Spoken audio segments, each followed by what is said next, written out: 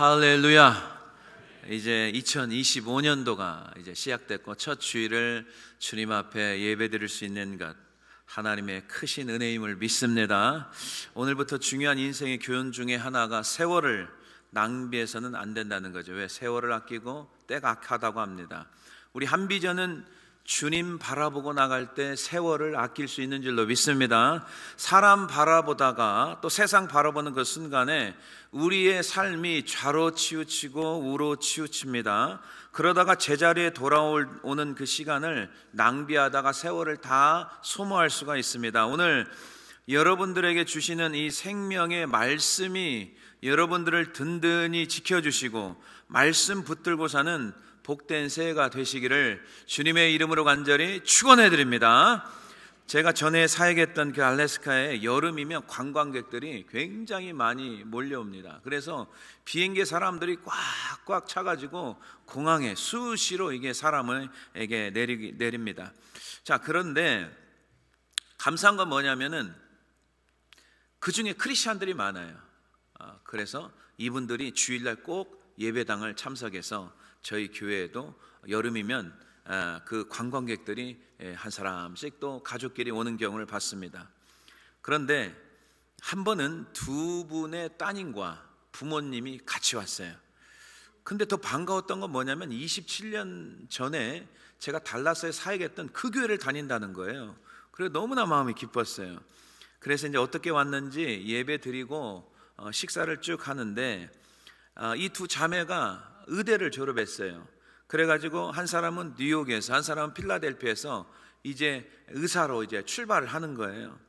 근데 너무 부모님에게 감사해가지고 이제 여행 패키지를 선물해 주신 거예요. 근데 또 감사한 건 뭐냐면은 제 마음이 흐뭇한 건 뭐냐면 첫 번째는 뭐냐면은 주일날 예배 때, 왜냐면 각자 다른 곳에서 다 비행기를 타고 오니까 한 자매는 새벽 5시에 도착한 거예요. 그래도 피곤한 몸을 무릅쓰고 같이 가족끼리 예배드린 거에 대해서 너무 감사했고, 두 번째는 부모님께 감사하며 사는 모습이 제 마음을 굉장히 흐뭇하게 했습니다. 정말 23년 동안 목회하면서 제가 이제 부모님들 여행에서 딱 오는 걸 주로 봤는데, 부모님을 모시고 오는 경우가 거의 95%가 딸들이 해주더라고요, 티켓팅을. 아들이 하는 경우는 별로 못 본 것 같아요. 근데 걱정하지 마세요. 제가 며칠 전에 아는 지인 목사님이 새 차가 하나 있더라고요. 누가 사줬냐 물어보니까 아들이 사줬대요. 그러니까 딸이나 아들이나 괜찮으니까 너무 걱정할 필요 없는 것 같아요. 함께 이제 예배 후 식사를 하면서 제가 이제 그 짧은 일정이잖아요. 한 일주일밖에 안 되니까 그럼 그 일정을 좀 한번 나한테 보여줄 수 있느냐 그랬더니 한 자매가 자신 있게 딱 보여주는 거예요. 타임 스케줄을 쭉 보니까 굉장히 잘 준비를 했더라고요. 정말 아침, 점심, 저녁부터 막 계속 타이트하게 했는데 제가 그것을 딱 보는 순간 부모님들이 이 일정에 따라가다가는 여행하는 게 아니라 조만간에 순교하겠다라는 생각이 번쩍 드는 거예요. 너무나 스케줄을 자기들 입장에서 스케줄을 만드는 거예요. 너무나 우리가 보더라도 너무나 빡빡한 일정이에요. 그래서 제가 자매님 스케줄 아주 잘 짜셨는데 제가 딱 10분만 강의해 드리겠습니다 하면서 10분간 강의를 쫙 했어요. 그 스케줄을 보면서 잘 선택한 경우도 있지만 어떤 경우에는 너무나 타이트해서 다 가지 못할 것 같았어요. 그래서 필요한 부분 또 빠뜨려야 될 부분 이런 것들을 조언을 했어요. 그랬더니 이 자매님이 그 10분 강의를 듣고 목사님, 제가 10분 말씀을 듣고 나니까 저에게 훨씬 유익이 됐습니다. 제가 이것을 준비하느라고 6개월을 준비했대요. 6개월. 근데 10분 강의를 들으니까 훨씬 어떻게 여행을 해야 되는지 자기 알았다는 거예요. 여러분 당연하죠. 이 10분 강의는 20년 넘게 산 노하우가 거기에 집약이 된 거죠. 저는 지혜로운 여행은 뭐냐면은 자기가 스케줄을 짜는 게 아니고 현지인들의 이야기를 잘 들어야 돼요. 현지인들이 거기 좋은 식당 또 여행사에서 가지 않는 그런 곳들이 또 있거든요. 그거는 현지인들밖에 모르거든요. 저는 이런 이야기를 쭉 대화를 이제 오래전에 있었던 일을 생각하면서 어떤 생각이 드냐면 우리 신앙도 마찬가지입니다. 우리를 가장 잘 아는 분은 우리를 만드신 분, 우리를 창조하신 하나님인 줄로 믿습니다. 그런데 내 인생을 하나님 앞에 묻지를 않아요. 그리고 자기가 다 계획하면서 인생을 살아요.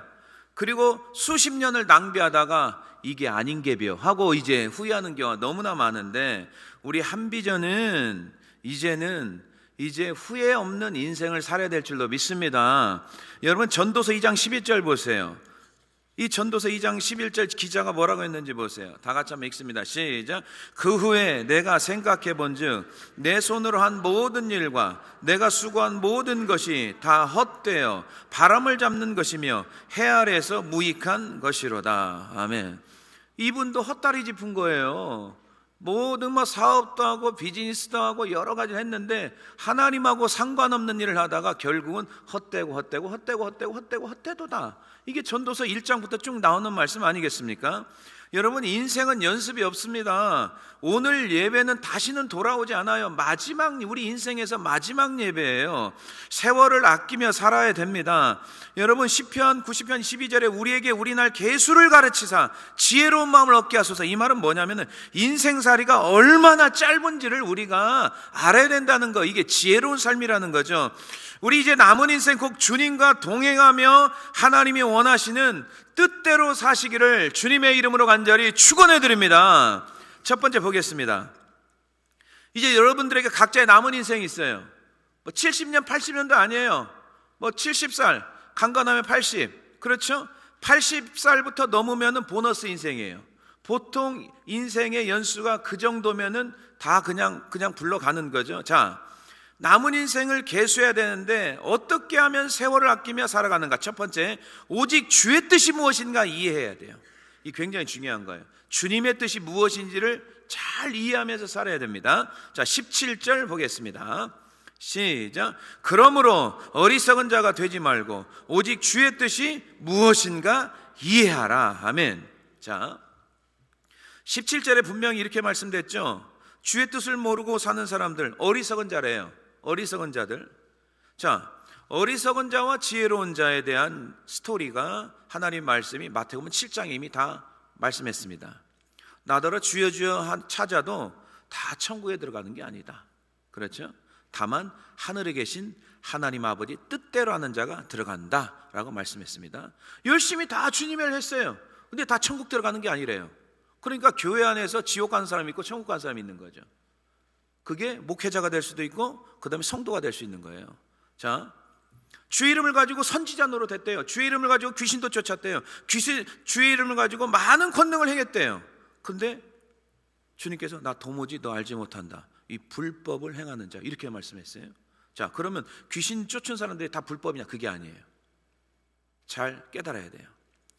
주의 일을 하는 자들이 하나님과 상관없이 자기 열심을 했던 사람들, 하나님 모른다는 거죠. 그렇기 때문에 우리가 모든 일을 할 때 성경의 기초가 돼서 일을 해야 돼요. 성경의 기초, 하나님 말씀의 뜻대로 움직여야 돼요. 자, 진짜와 가짜를 어떻게 구분하느냐? 열매로 그들을 안다. 이 거짓 선지자들 파악할 때 열매로 안다고 분명히 말씀했어요. 그런 다음에 어떤 말씀을 예수님이 해주시느냐? 어리석은 자와 지혜로운 자의 비유를 하는 거죠. 자, 먼저 지혜로운 자, 어떤 사람입니까? 하나님의 말씀을 듣고 그대로 행합니다. 그러면 반석에 집을 지은 자, 이걸 지혜로운 사람이라고 했어요. 왜 그런지 아세요? 반석을 짓고 계속해서 반석에 집을 져요. 왜 이 사람이 지혜롭냐? 비바람이 불고 창수가 나고 바람이 불어도 그 집은 끄떡하지 않아요. 흔들림이 없어요. 무너지지가 않아요. 자, 그런데 말씀대로 순종하는 성도들은 세월이 지나면 지나갈수록 믿음이 더욱더 든든히 견고하게 세워집니다. 이게 특징이에요. 그런데 말씀은 듣긴 들어요. 근데 늘 자기 생각대로 인생을 살아가는 성도들이 있어요.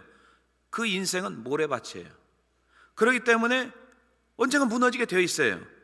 인생 자체가 말씀이 기초가 없다 보니까 비바람이 불고 창수가 나고 바람이 불면 늘 흔들흔들 하다가 그냥 무너지고 흔들흔들 하다가 또 무너지다가 시간만 다 지나가는 거죠.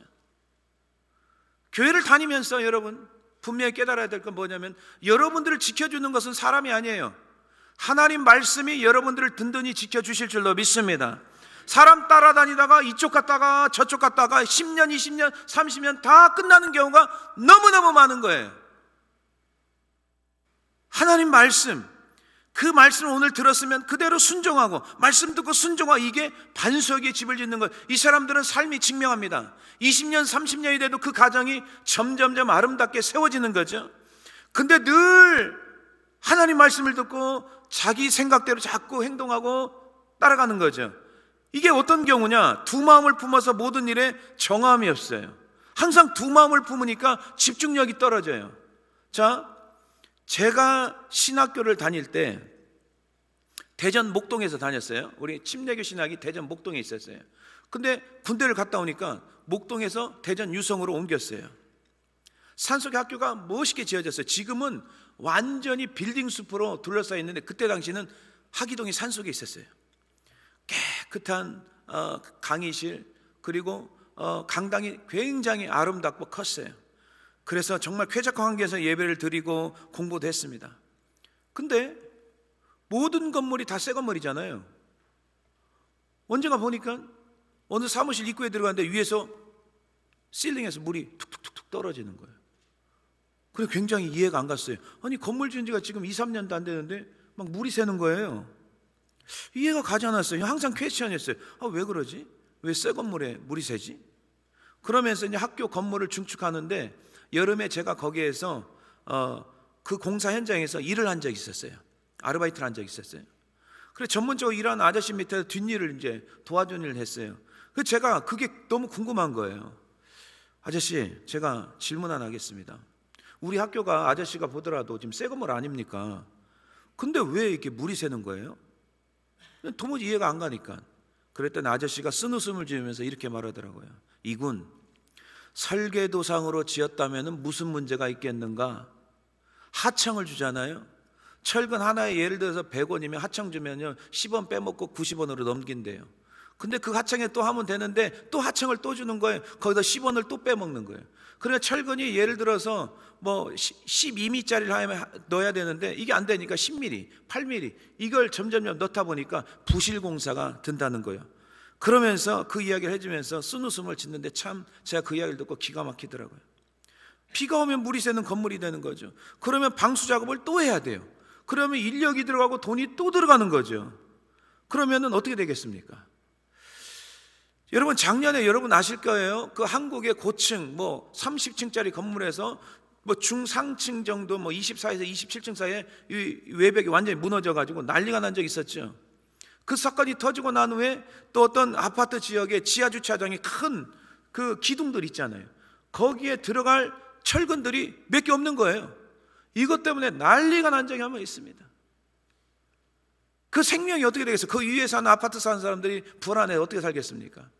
만일에 설계도대로 지어졌으면 아무런 문제가 없습니다. 그러면 인스펙션 하면서도 그 중간에 또 다른 비하인드 스토리가 또 있겠죠. 그러면서 건물들이 제대로 세워지지 않는다는 거죠. 여러분, 우리 인생도 마찬가지예요. 우리가 하나님께서 설계도대로만 우리가 인생을 살아간다면 아무런 하자가 없습니다. 그런데 그 죄성 때문에 어떻게 하면 쉽게, 어떻게 하면 편하게, 어떻게 하면 넓은 길로 갈까, 이런 것만 하다 보니까 모래 위에 계속 집을 짓고 사는 거죠. 어느 순간에 시험 들고 시련이 오면 넘어지고, 그 다음에 교회 빠졌다가 안 나왔다가 이런 걸 자꾸 반복하다 보니까 인생이 다 지나쳐 버리는 거죠. 며칠 전에 어떤 우리 성도님이 저에게, 목사님, 저 기초부터 가르쳐 주세요 그러더라고요. 처음부터 가르쳐 주세요. 처음부터. 그분이 초신자는 아닐 거예요. 저는 금호할 건데 진심이 느껴졌습니다. 이제 1월 중순부터는 제자훈련이 들어갑니다. 철저하게 믿음을 단계적으로 세워나가고 삶에서 적용하는 말씀 공부로 진행할 것입니다. 여러분, 기초를 튼튼하게 해야지 그 다음 단계 스텝으로 올라갈 수 있는 거죠. 기초가 말씀으로 세워지지 않기 때문에 늘 들락날락 좌로나 우로나 이렇게 하다가 인생을 다 소비하는 거예요. 내 신앙은요, 세월이 반드시 증명하게 되어 있어요. 내 삶이 말씀으로 기초로 세워져 있으면 있든지 아니면 내 생각대로 신앙생활을 하고 있든지 10년, 20년 자신의 믿음의 현재 위치를 보면 분명히 알 수가 있습니다. 여러분 사무엘상에 보면 초대왕이 나오죠. 사울왕. 그 다음에 두 번째 왕 다윗을 비교해서 종종 말씀이 등장되는데 다윗은 어려서부터 철저하게 하나님 말씀 중심으로 살아갑니다. 순종합니다. 왕이 되어서도 하나님을 찾아요. 전쟁에 승리했어도 하나님 앞에 늘 여쭙고 나갑니다. 기도합니다. 그런데 사울은 처음에 굉장히 겸손한 사람이었어요. 그래서 왕으로 세워졌어요. 전쟁에서 하나님께 승리를 주십니다. 근데 한 번, 두 번 승리하다 보니까 마치 자기가 실력이 있고 능력이 있어가지고 전쟁에 이겼다는 그런 교만이 딱 들어가기 시작하는 거죠. 그때부터 순종이 어떻게 되냐면 부분 순종으로 바뀝니다. 여러분 부분 순종이라는 것은 불순종이에요. 이거는 순종이 아니에요. 순종이라는 100% 하나님의 말씀에 순종하는 걸 순종이라고 하지, 적당하게 이게 자기가 만들어가지고 순종하는 거, 이건 순종이 아니죠. 나중에 그걸 반복하다 보니까 사울이 어디까지 변질됩니까? 무당을 찾아갑니다. 그래가 무당한테 점을 치는 장면도 나옵니다. 결국은 사무엘상 제일 마지막 장의 가정이 전체적으로 무너지는, 전쟁이나 다 자식도 죽고 무너지는 그런 일들이 벌어집니다. 성경에는 사울과 다윗을 어떻게 평가하는지 아십니까? 굉장히 중요한 말씀이 나와요. 사무엘하 3장 1절 한번 보겠습니다. 여기 점점이라는 단어가 굉장히 중요합니다. 잘 가슴에 새기시길 바랍니다. 시작. 사울의 집과 다윗의 집 사이에 전쟁이 오래매 다윗은 점점 강하여 가고 사울의 집은 점점 약하여 가니라. 아멘. 여러분 역대상 11장 9절도 동일한 말씀이 있어요. 시작. 만군의 여호와께서 함께 계시니 다윗이 점점 강성하여 가니라. 아멘. 이렇게 나와 있습니다. 여러분 하나님이 함께 할 때 여러분 가정과 삶이 점점 강성하여 지는 줄로 믿습니다. 하나님 함께 하지 않고 내가 마음대로 신앙생활하는 것, 이건 불법입니다. 모래 위에 집을 짓는 것입니다. 그러니까 점점점 쇠약해지는 것입니다. 여러분 10년 전과 20년 전 지금 여러분 정말 강해져 가고 있습니까? 신앙이 강해져 가고 있습니까? 아니면 약해지고 있습니까? 아니면 쇠약해지고 있습니까? 한번 우리 자신들을 오늘 점검해야 될 줄로 믿습니다. 올 2025년도에는 말씀으로 무장해서 여러분 삶이 점점점 든든해지고 강해지고 하나님의 성령의 충만함이 임하는 복된 가정이 되어야 될 줄로 믿습니다. 사랑하는 성도 여러분, 우리 인생에서 가장 중요한 게 뭡니까? 물질이요? 명예? 아니에요. 여러분 시간이에요. 시간, 타임. 이 세월이에요. 세월. 이 세월은 다시는 오진 않아요. 한 번입니다. 하나님 뜻과 상관없이 사는 인생은 멈춰야 돼요. 나중에 불로 다 태우면 공력이 다 무너지고 남는 건 주님과 함께하는 그 시간만 딱 남는 거예요. 그리고 더 중요한 게 뭔지 아십니까? 모래에 집을 짓는 사람은 언젠가 또 무너져요. 또 무너진다고. 우리는 오늘 또 인생이 짧다는 거 생각하시고 지혜로운 인생으로 우리가 거듭나야 될 줄로 믿습니다. 오늘도 하나님 말씀을 통해서 한비전 공동체는 주님의 뜻이 무엇인지를 오늘 다시 밝히 깨닫고 오직 하나님 뜻대로 순종하며 나갈 때 세월을 아끼는 우리 한비전 공동체가 됨을 믿고 나가시기를 주님의 이름으로 간절히 축원해 드립니다. 두 번째 보겠습니다. 세월을 아끼려면요 하나님의 영으로 충만해져야 됩니다. 성령의 충만함을 받아야 됩니다. 자 18절 보겠습니다. 자 시작. 술 취하지 말라. 이는 방탕한 것이니 오직 성령으로 충만함을 받으라. 아멘. 여기서 술만 이야기하는 게 아니에요. 세상에 취하면 안 돼요. 거기에 취하면요 우리의 시간이 멈춰버려요. 하나님의 영으로 충만해야 하나님의 뜻을 할 수가 있어요. 여러분 사람은요 누구나 다 영향을 받게 되어 있습니다. 세상의 영향을 받을 수도 있고 하나님 영향을 받을 수 있고요 사람의 영향을 받을 수 있고 좋든 나쁘든 영향을 받게 되어 있어요. 안 좋은 사람 만나잖아요. 신앙 좋은 사람도 그 사람과 계속 교제하잖아요. 상태가 안 좋아져요. 상태가 내가 조금 왔다 갔다 해요. 근데 믿음 좋은 사람 만나잖아요. 내 믿음이 견고해집니다. 그리고 그 사람의 영향을 받아서 신앙생활이 굉장히 좋아집니다.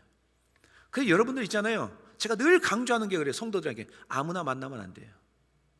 믿음의 사람들을 만나서 우리가 더욱더 하나님을 바라보고 나가야 될 줄로 믿습니다. 믿지 않는 자들을 자꾸 교제하잖아요. 신앙도 무너지고요, 삶도 무너지게 되어 있습니다. 그들에게는요, 믿지 않는 사람은 가서 복음 전하고 빠져나와야 돼요. 복음 전하고 빠져나와야 돼요. 같이 어울리고 같이 놀고 하면 안 되는 거예요. 여러분, 모이게 힘써야 되는데 어디에 힘써요? 성전에 모이게 힘쓰라고 했잖아요.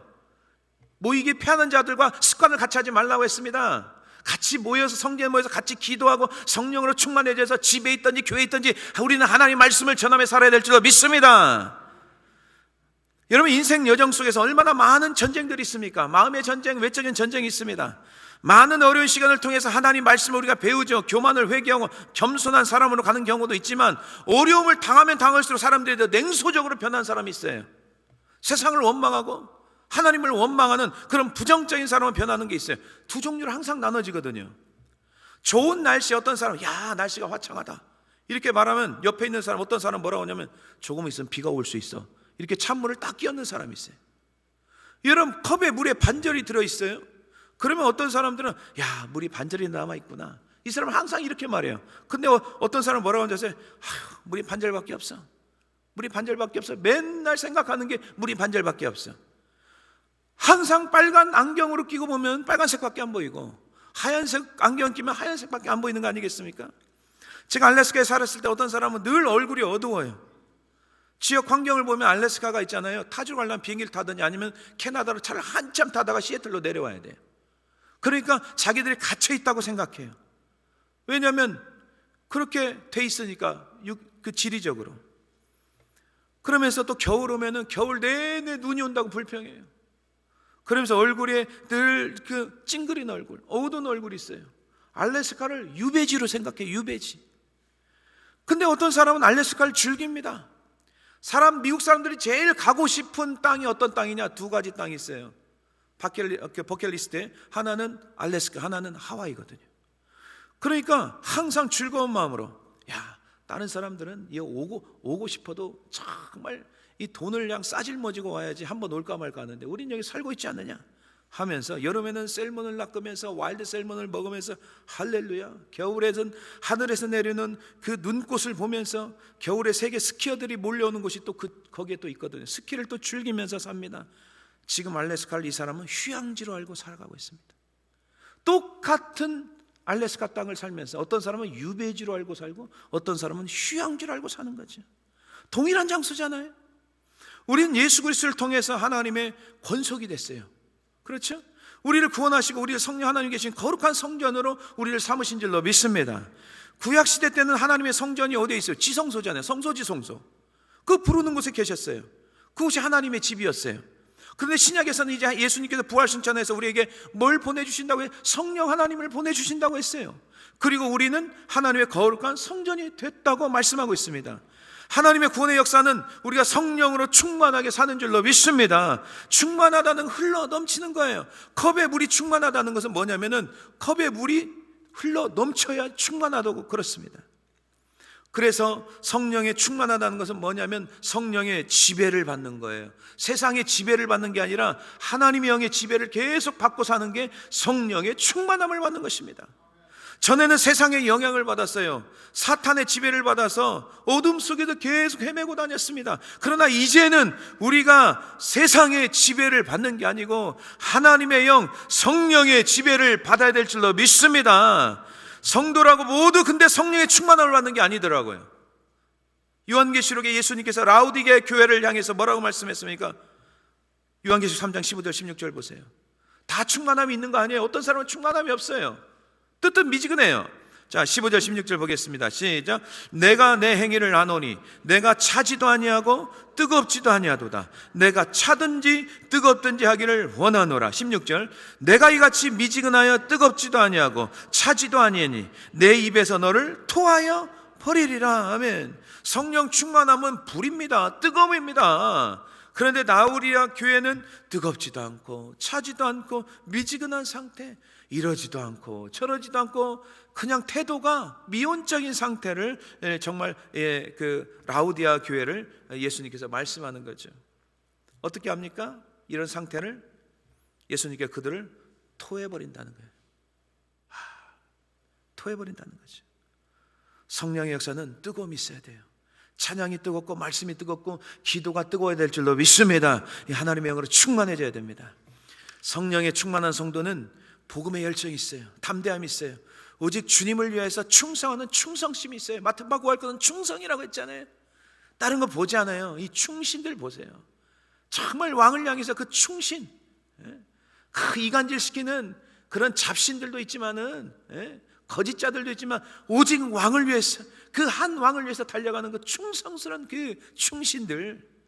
여러분, 우리의 왕은 만왕의 왕이신 예수 그리스도인 줄로 믿습니다. 그분을 향해서 우리가 세상 사람들의 말에, 마귀의 말에 흔들리지 말고 그 하나님 말씀을 붙들고 우리가 천성을 향해서 전진해야 될 줄로 믿습니다.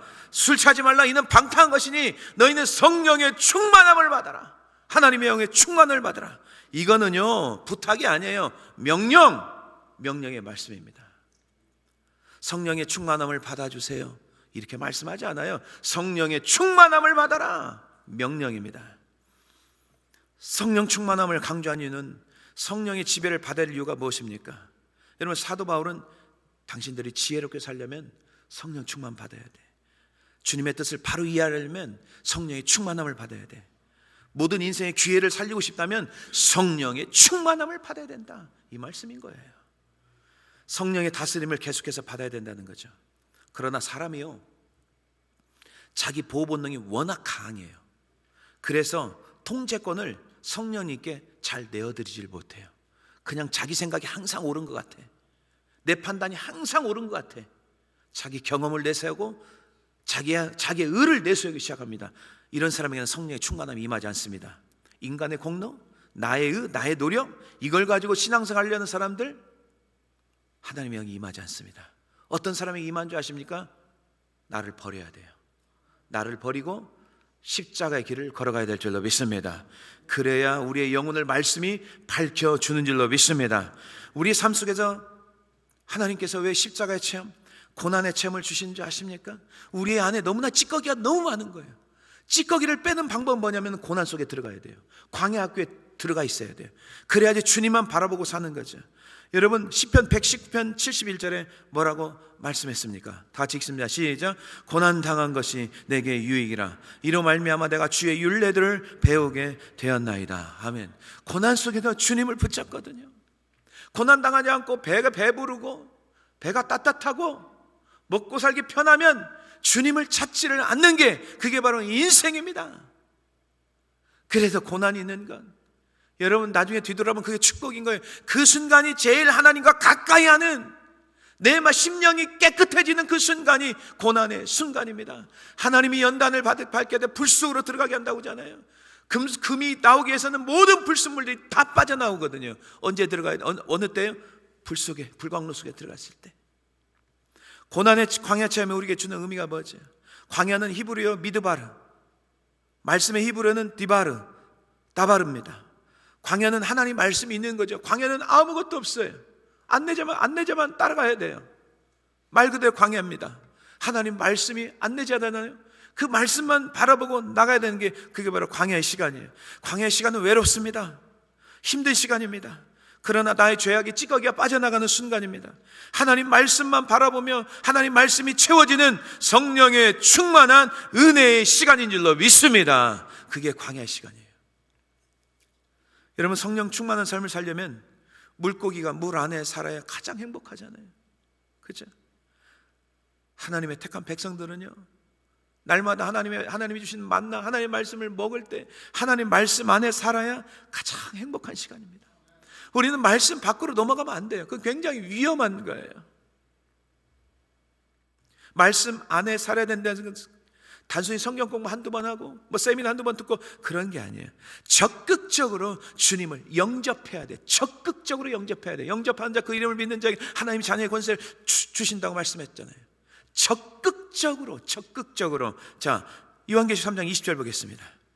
주님과 더불어 먹고 마셔야 돼. 계속 이런 훈련을 해야 돼요. 시작. 볼지어다 내가 문 밖에 서서 두드리노니 누구든지 내 음성을 듣고 문을 열면 내가 그에게로 들어가 그와 더불어 먹고 그는 나와 더불어 먹으리라. 아멘. 하나님 말씀 안에 계속해서 움직여 살아야 됩니다. 여러분, 하나님 말씀이 내 안에 채워졌다는 것을 어떻게 알 수가 있죠? 알 수 있는 방법이 있죠. 여러분, 우리가 인생을 살면서 수시로 우리 마음속에 걱정, 근심, 염려, 막 이런 생각들, 악한 생각들이 막 계속해서 공격해 옵니다. 그 악한 생각들이 우리 마음을 사로잡으려고 그래요. 이게 사단의 방법이거든요. 근데요, 어떤 사람들이 하나님의 영으로 충만해져 있는가, 말씀 안으로 있는가, 그것은 그 악한 생각이 들어올 때마다 말씀으로 즉각 반응해야 될 줄로 믿습니다. 이게 하나님의 말씀으로 채워져 사는 사람들이죠. 근데 말씀이 없고요, 말씀이 약해지면 악한 생각이 점령을 합니다. 그러니까 가룟 유다가 예수님을 파는 그런 현상이 일어나는 거예요. 음란한 생각들, 미워하고 시기하는 질투하는 생각들, 이간질하는 것, 여러분 조심하세요. 사단의 주특기는 이간질이에요. 계속 없는 말을 뿌려가지고요, 성도와 목회자 간에 이간질시키죠. 성도와 성도 간에 이간질시키죠. 거기 속아나오지 마십시오. 우리가 신앙생활 하루 이틀 합니까?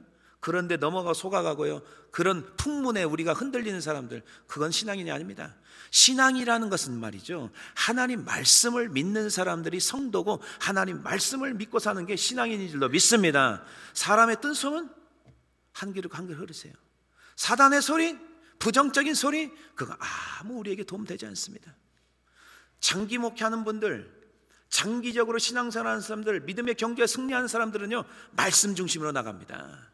목회자도요, 사람들의 말에 얼마나 많은 사람들의 잡소리에 흔들리는 줄 아시면, 그러니까 1년하다 포기하고 2년하다 포기하고 3년하다 다른 계속 옮겨 다니는 거죠. 그러면 옮기면요, 거기에는 마귀의 역사가 없는 줄 아세요?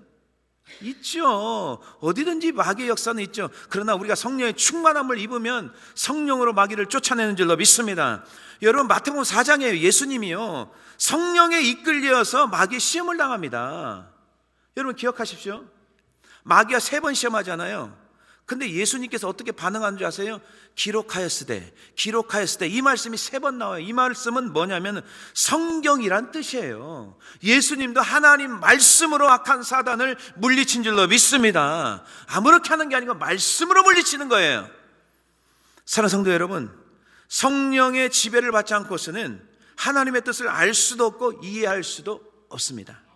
그렇기 때문에 때로는 자기 의로만 열심히 하는 사람이 있어요. 위험합니다. 조심하세요. 기도하지 않고 하나님 앞에 예배드리지 않고 하나님의 영으로 충만하지 않고 일하잖아요. 그거는요, 사역에 방해가 됩니다. 멈추세요. 일이 먼저가 아니에요. 내가 하나님의 영으로 충만해지는 게 먼저인 줄로 믿습니다. 오늘도 우리의 의를 내려놓으시고 오늘 말씀으로 충만해지는 성령의 사람이 되어서 세월을 아끼며 사는 우리 한비전 공동체가 다 되시기를 주님의 이름으로 간절히 축원해 드립니다. 마지막 3번째 보겠습니다.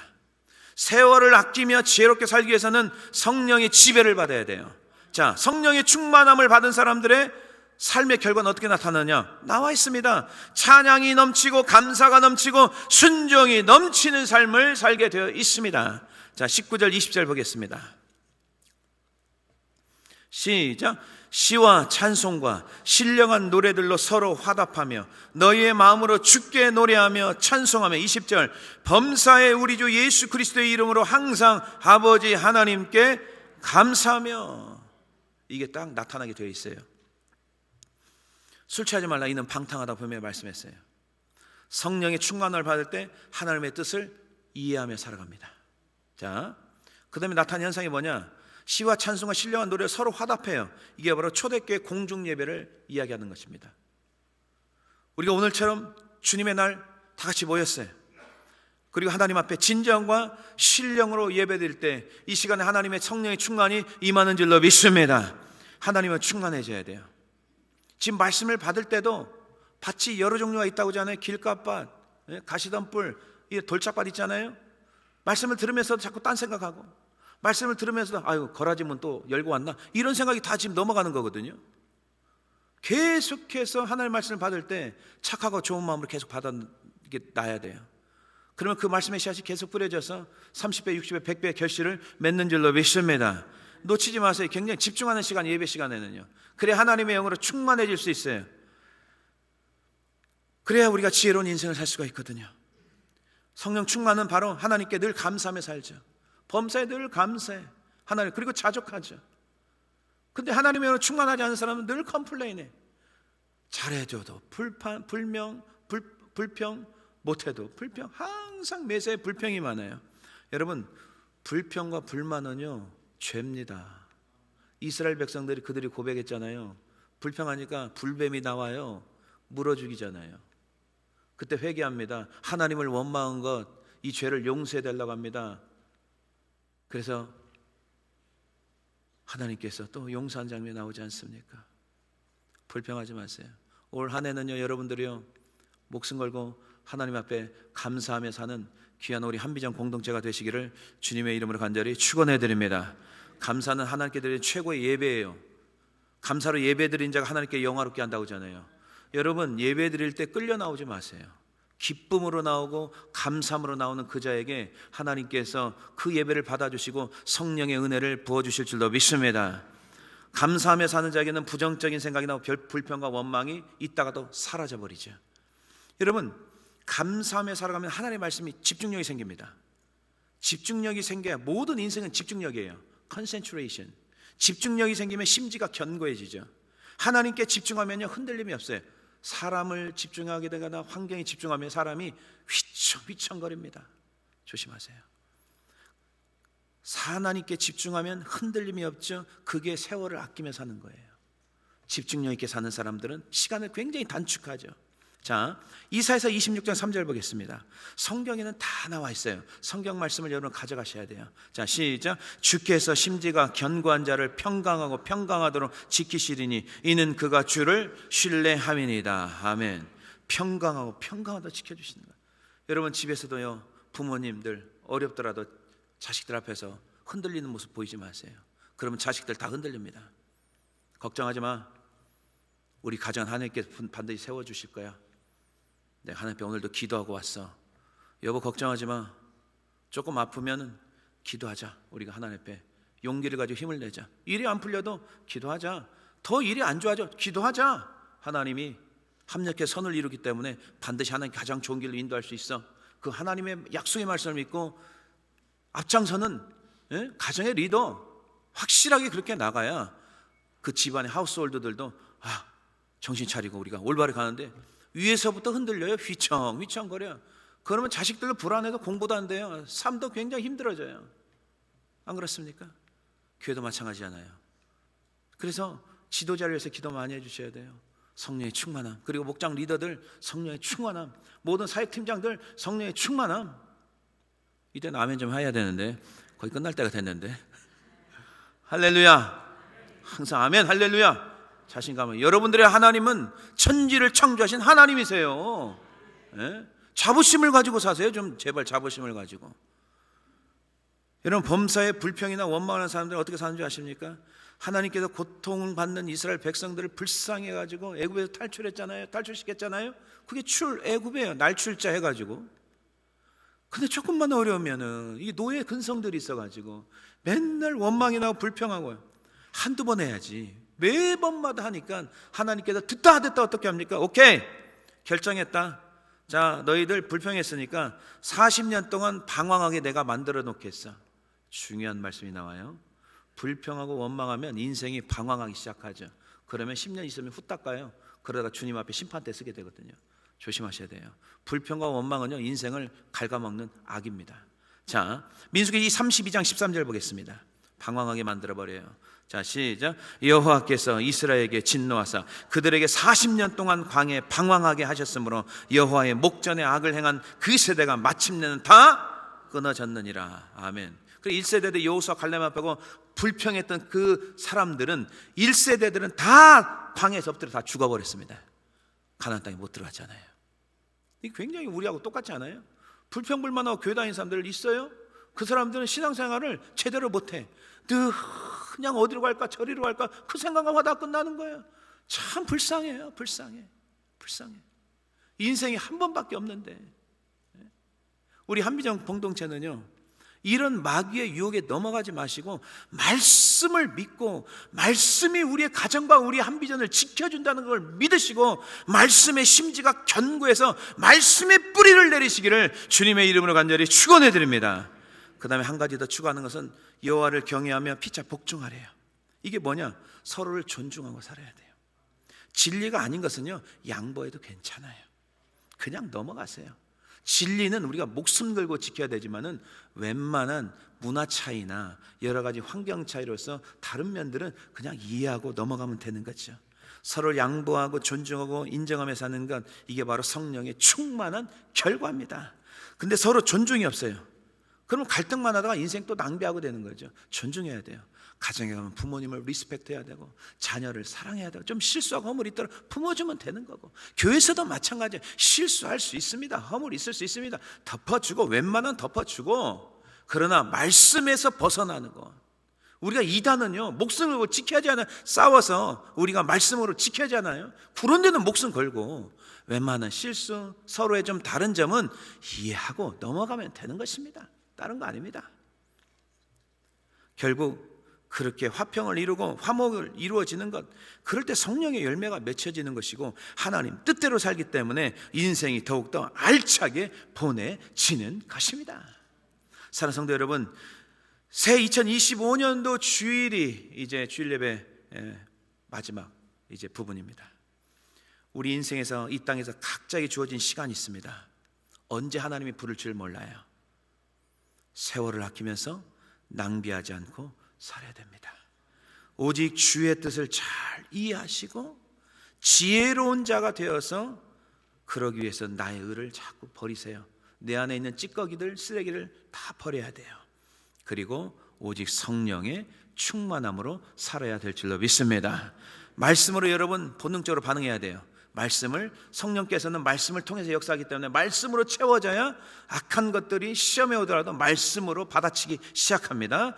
그리고 여러분 항상 찬송이 우리의 입술에 가득 차가 되고 범사에 감사하시고 주를 신뢰하며 세월을 아껴 사시는 우리 한비전 공동체가 다 되시기를 주님의 이름으로 간절히 축원해 드립니다. 우리 이 시간에 함께 기도했으면 좋겠습니다.